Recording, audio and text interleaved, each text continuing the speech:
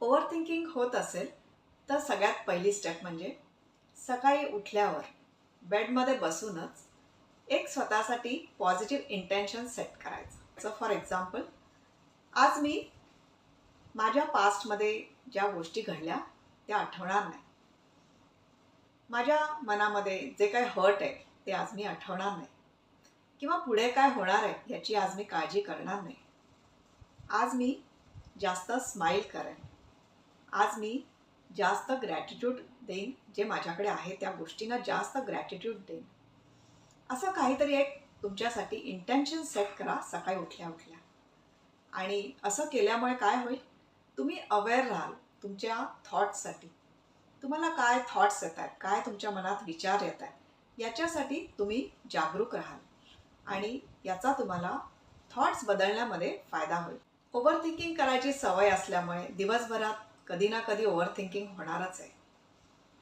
जेव्हा ओव्हरथिंकिंग तुम्ही करायला लागाल तेव्हा स्वतःला कॅच करा आणि त्यावेळेला एक पॉज घ्या.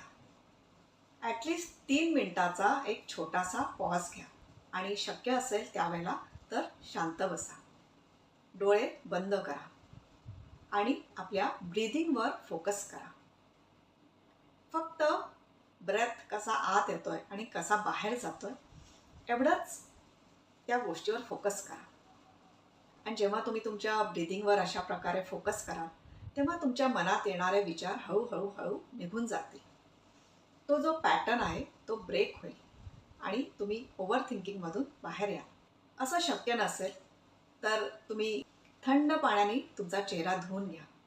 याच्यामुळे सुद्धा तुम्ही तुमच्या थिंकिंग पॅटर्नमधून बाहेर याल.